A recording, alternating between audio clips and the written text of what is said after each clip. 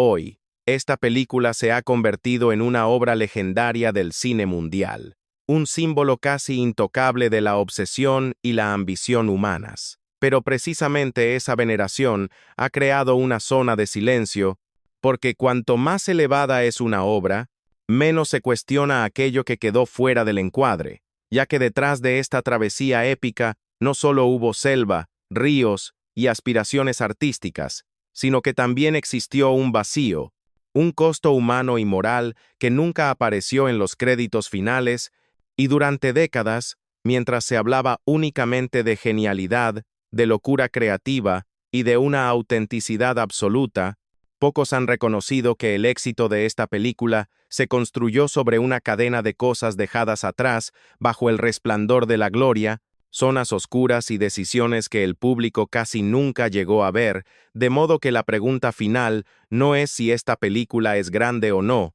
sino ¿qué estamos dispuestos a cerrar los ojos para preservar una leyenda? Durante el rodaje de Aguirre, La ira de Dios, la historia deja de ser abstracta cuando se observa a Werner Herzog empujando el proyecto cada día más adentro de la selva, convencido de que detenerse significaba traicionar la verdad de la película, mientras, frente a la cámara Klaus Kinski, encarnaba una obsesión que no terminaba cuando se apagaba el motor, con un temperamento impredecible que tensaba cada escena y cada decisión, y entre ambos se formaba una dinámica peligrosa, donde avanzar siempre parecía la única opción posible, incluso cuando los ríos cambiaban de humor, las balsas se volvían inestables, y el aislamiento hacía que cualquier error pesara el doble, con actores secundarios y participantes locales, siguiendo instrucciones sin margen real para cuestionar. Atrapados en un contexto donde la autoridad creativa,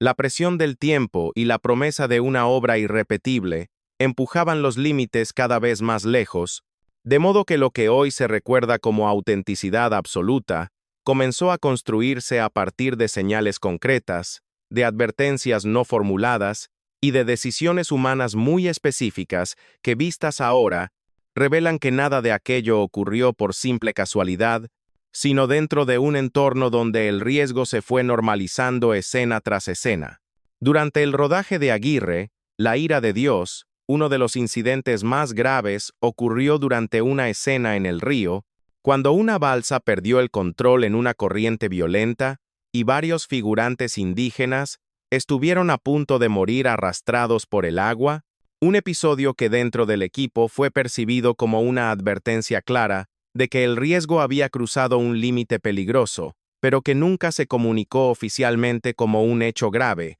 ya que Werner Herzog, con el respaldo directo de los productores, optó por continuar el rodaje y reducir el suceso a un contratiempo técnico, mientras de cara al exterior se reforzaba una narrativa centrada en la obsesión artística y en el conflicto extremo con Klaus Kinski, utilizando su figura explosiva como foco de atención mediática, de modo que la gravedad del incidente quedó absorbida por un relato cuidadosamente dirigido, donde no hubo víctimas reconocidas, no hubo responsables señalados y no hubo preguntas públicas, consolidando así una estrategia de encubrimiento eficaz que permitió que el peligro real desapareciera del discurso mientras la película avanzaba hacia su consagración. Detrás de la veneración y de la apariencia épica de Aguirre, La ira de Dios se ocultó una secuencia de hechos graves que rara vez se presentaron juntos, y solo al observarlos uno por uno se entiende que el peligro no fue accidental, sino el resultado de un rodaje que empujó sistemáticamente a personas reales, más allá de límites razonables. Durante varias jornadas de filmación, figurantes indígenas fueron colocados sobre balsas inestables en corrientes de río impredecibles, sin chalecos salvavidas ni equipos de rescate visibles, dependiendo únicamente de su capacidad física para no ser arrastrados por el agua. En una escena fluvial especialmente compleja, una balsa perdió el control y estuvo a punto de volcar, obligando a varios participantes a lanzarse al río para evitar quedar atrapados bajo la estructura de madera. Miembros del equipo técnico sufrieron caídas y lesiones al transportar cámaras y equipo pesado por pendientes resbaladizas, en zonas donde no existía acceso inmediato a atención médica ni rutas de evacuación claras. El agotamiento extremo se volvió una condición cotidiana, con jornadas prolongadas bajo humedad constante, enfermedades tropicales y una presión permanente por continuar, incluso cuando el estado físico de varios participantes ya era visiblemente crítico. Las advertencias internas sobre la peligrosidad de ciertas escenas no derivaron en cambios sustanciales del plan de rodaje, sino que fueron absorbidas como parte del sacrificio necesario para alcanzar la autenticidad buscada. La ausencia de protocolos formales de seguridad hizo que cada nuevo día de filmación dependiera más de la improvisación que de una evaluación real de riesgos. Las tensiones constantes en el set, alimentadas por el comportamiento impredecible de Klaus Kinski, contribuyeron a un clima donde la atención se desplazaba al conflicto personal, mientras los peligros estructurales quedaban en segundo plano. La autoridad creativa y operativa permaneció concentrada en manos de Werner Herzog, sin contrapesos efectivos que priorizaran la seguridad por encima de la continuidad del rodaje. Cada uno de estos episodios fue tratado como un incidente aislado, pero en conjunto revelan un patrón claro. El riesgo se acumuló escena tras escena, mientras la producción avanzaba sin detenerse a evaluar el costo humano que se estaba pagando fuera del encuadre.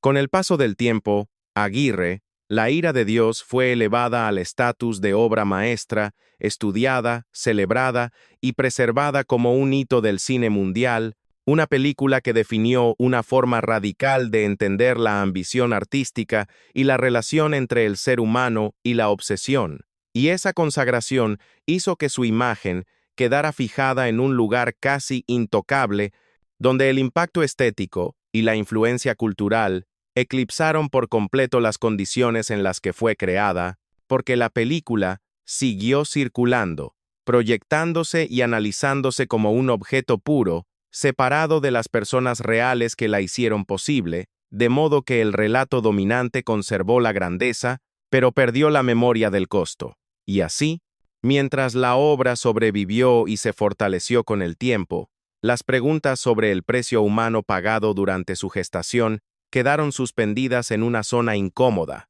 ni negadas ni asumidas del todo, dejando una herencia artística poderosa, pero éticamente incompleta. Al final, la historia de Aguirre, La ira de Dios, no se cierra con una respuesta clara ni con un veredicto definitivo, porque no se trata de decidir quién tuvo razón o quién se equivocó, sino de aceptar que una obra puede ser extraordinaria y, al mismo tiempo, estar construida sobre decisiones que dejaron consecuencias humanas fuera del encuadre, de modo que la pregunta que permanece no apunta al valor artístico de la película, sino a nosotros, como espectadores. ¿Qué estamos dispuestos a aceptar? ¿Qué estamos dispuestos a ignorar? ¿Y qué estamos dispuestos a olvidar para que una leyenda pueda seguir existiendo sin ser cuestionada?